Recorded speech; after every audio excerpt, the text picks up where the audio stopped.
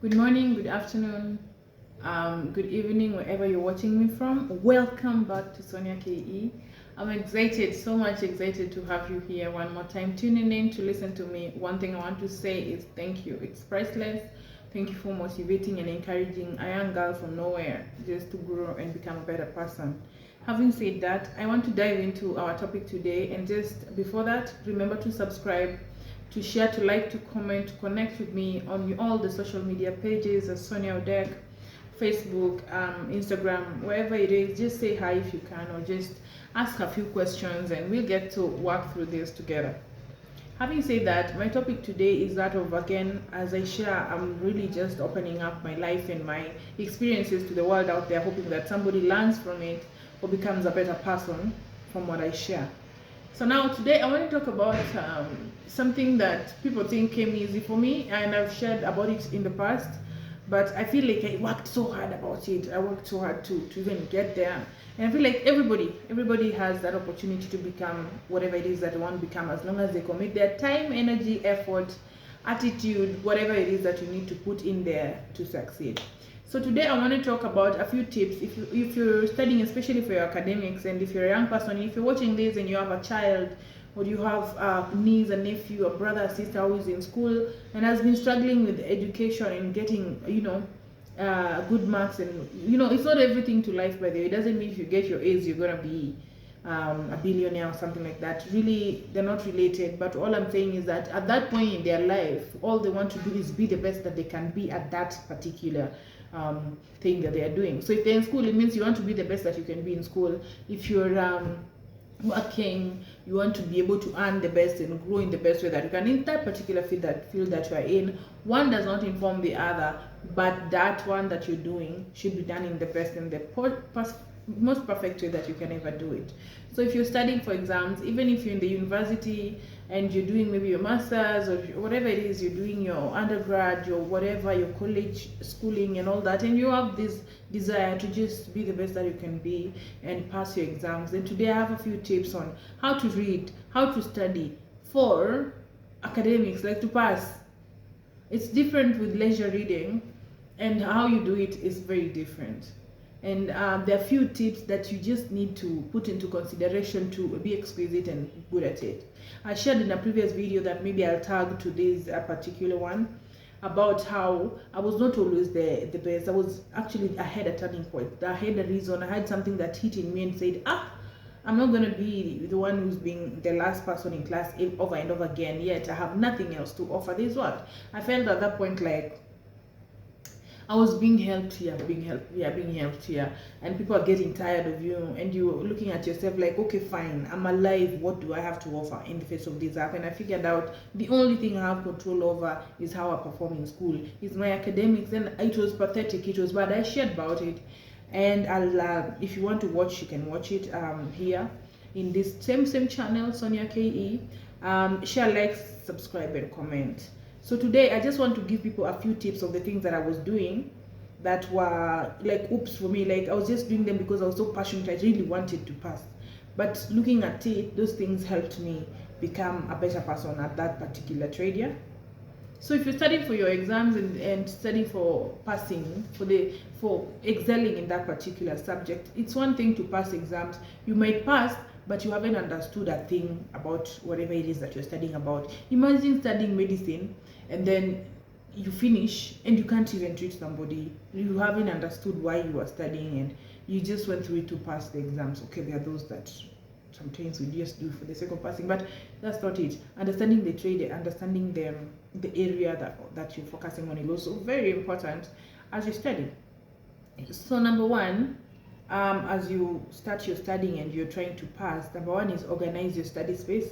This is important for me because I remember like those days when I was just starting out. I was such a young girl, and it was just maybe like a one-bedroom house. You guys are there. There's a place for kitchen and what. And as a girl, the expectations from me, like cleaning the house, which is not really child labor or anything like that, but it's something you're expected to do. So organizing my space meant that I had to prepare myself, make sure plates are washed. If I need to cook, it's cooked. If there's what, everything that needs to be done is done, so that when I focus and sit down to read, it's not like, Sonia, you're reading and this has not been done. That's part of organizing your space. Even now, if you're probably like doing your university or whatever and you have kids involved, organizing your space would be making sure that the kids have eaten and slept, and you start your studies when things are, yeah, you've done the things you need to do. I don't like distraction when reading, and then avoid distraction. Try to create an environment where there will be no distraction. If I'm studying and they have to be awake, I communicate very well that, you guys, I'm using this bedroom today to study. Please don't come in. I'll come out when I'm done, unless someone is dying. Yeah, that's what I tell them. Then, or maybe organizing your space also means you can't be studying. It's really, I don't know if it's a mental thing. If it's in your bedroom, please make your bed. Make your bed, arrange your clothes, prepare the table. Just make sure the place is a bit clean and encouraging to read in. I have bachelors and certain male people who everything is everywhere. Even the books are thrown everywhere. I'm telling you, it's not going to work.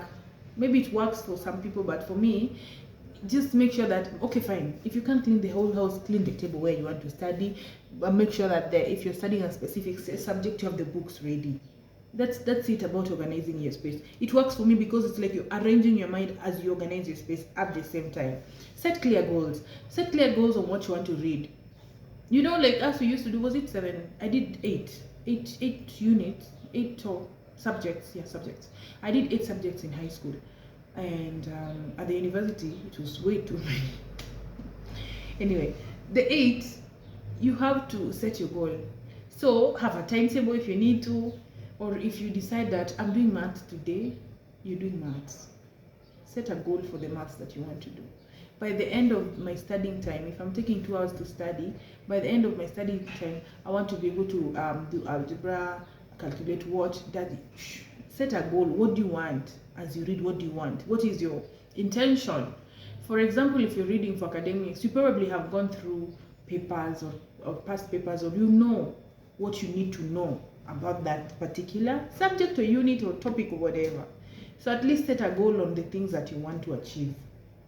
If it's a topic you're reading on that day and you pick human anatomy for reading that day, you want to understand A, B, C, D by the end of that study. Or you just want to do that topic and be able to answer any questions that come from that topic on that particular day, you have a goal in mind. That way, it even helps you with the timing.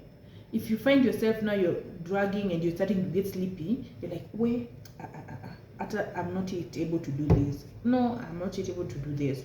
Setting goals also just helps you to motivate you even when you're reading that the things you need to achieve. You're not reading blindly because it's time to read. No. Number 3 is then a clear study schedule. I've said you need to have a timetable, so that if it's an area, if it's like you're reading in your high school, or if you're reading for economics, you have subjects to read about for that particular semester, you need a timetable just to balance, so that you're not good at one and pathetic at the other. It drags you down. Drags you down if you're not having a clear schedule, like timetable. Prepare before the study time. Yeah, book whatever if you need to, past papers. If you can't sit down to start studying. I see this sometimes in my house. You sit down to study, then you remember there's a friend of yours who has a textbook that is good at that is very good at well explaining that particular topic that you wanted to read that day, and then you stand up to go for the book. You're not going to make it. By the time you're sitting down to study, if you are revising past papers, they should be with you. If you are revising this book, they should be with you. If you wanted to use a red, yellow, and green, blue, white pen, they should be there. Don't stand in the middle of your study, then now you're going to look for this and this and that. It will distract the thought process, by the way. Distracts you. These things seem useless and not really important, but if you ask anybody else who has studied to pass exams, concentration is key. And the things I'm sharing right now really helps you with making sure that you're concentrating, you're putting 100% of your mind in it. Because the moment you stand up because you're going to look for a pen, or because they there is for sharpen or whatever, you've already distracted the process. So that means when you're coming back, it will be a whole nother process of, because I think concentration goes in bits. Yeah, you just don't go and I'm concentrating. You go, you familiarize yourself with the book, and then now you're getting into it, and now you start reading, and now you're here, now you're concentrating. I find it interesting, especially that people are studying, especially if you're not at certain ages. If you're in your university, maybe it's possible, but still wasn't possible for me.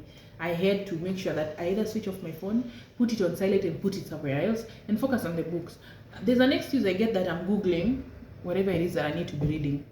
Why are you Googling it? Okay, fine, you can Google and read, but the distraction on the phone for me is just too much. I cannot stand it. And if I really want to pass that exam, I'm going to switch off my phone or put it away and focus on the books that I need to read. Because usually what happens with post primary, post high school, is that they, even if it's a specific topic, usually that lecturer has like notes for it, or an area they're focusing on, or a reason why they need to go a certain specific way. So why are you Googling? You can Google to add your knowledge, maybe later on when you just want to expound whatever it is. But if you're reading specifically to pass and excel in this particular subject, just focus on it. Focus on it. The notes you get it, then read, put in your head, understand them, do the exam. Yes, then and again, practice active reading. Active reading is what, like I've mentioned, maybe I'll get deeper into it on a different day, but active reading is something like you finish the topic, now you ask yourself questions. It's like you're setting it for yourselves exam. You're actively reading. You're reading, but with participating in whatever it is that you want to get. For example, I'm reading about a certain topics, then after finishing, I'll take questions on that topic and try to answer them. That's active reading. Like I've finished, okay fine, what have I learned? Personally, I even make notes. I close the books, close everything, put aside everything I was reading, and write down a page or 2 pages of what I've read. That's active reading. You've read it, you've consumed it, you actively put it down, put it down. Trust me, even if you ask me 3 days, 4 days, 10 days to come, I'll never forget, because I read, internalized, made it part of me, and wrote it in my own words. And if you take my notes to read, you probably won't understand what I'm writing, but I know what I read and understood it, and I synthesized it in my own way. So now it's just a matter of me interpreting it. It doesn't matter how you twist the question, for me, I know what you're talking about. So that's active reading. You read not just because there are words to be read. You read with an intention. You read with an end at a sight. My end is that I need to be able, if I'm asked this question, can I answer it? Yeah, actively reading. That's where past papers coming. That's why you even go. You see, like if I'm able to read, I'm not cramming, because it doesn't matter how you twist it. I'm understanding it. I read it in my own way. I break it down in my own way, so that I remember, like the times that a teacher would just tell me, Sonia, today teacher's days. I'll teach you in my own words, in my own way, in my own understanding. And it doesn't matter how you twist the question. You can't twist it on me. It's active reading. It means that I can leave my study table that day, go to class, and teach people what I read. Because usually when you're reading and I come to you and ask you, what have you read? And you don't know what you've read. What were you doing? What were you reading? What is that? What have you read? So what did you learn? So what have you gained from your studying today? You must be able to have 5-10 things that I've read today to succeed. Anyway, review and revise. I've mentioned you have to constantly, you see, like if I was reading biology, then tomorrow I'm reading maths, so I'll focus on maths the next day. But if the next day I'm reading biology, I start by asking myself, the last time I was reading biology, I read this topic, what did I learn? So first of all, I recall everything that I read and learned and remembered that time before I start a new one. So it's just revise, keep on revising, and review, things like that. And during the day, you can also, once in a while, if the maybe games time or something, just switch your head to what did I read, what did I read, what do I remember, what did I understand. This is my own way, by the way. If it didn't work for you, it's okay, but I know it can work for someone else. Maybe not everything, but 1 or 2, 3 things. But if you're reading for academics and they come and ask you what did you read and you don't know what you read, how are you going to remember in the exam? And then finally, this is just to conclude it all. Stay positive, stay positive, stay positive. And this is like this channel should be called positive channel. My idea is that it doesn't matter what it is, stay positive. I'm going to remember. I'm going to know. You see, they are confidently telling you it doesn't matter how you twist it. I'll know. Stay positive. By staying positive, it means even if you're looking forward to the exam, don't be scared, don't be afraid. If you haven't done everything I've said and you've been reading, no need to panic. There's always a next time. Look for reasons why you need to just not go to a place of fear and panic mode. It's not worth it when you're studying. It's not worth it when you want to pass. It destroys you for no reason. And for that reason, I want to conclude on that positive note, as we're staying positive, and tell everybody to subscribe, share, like, comment, and continue watching and supporting this girl. God is not done with me.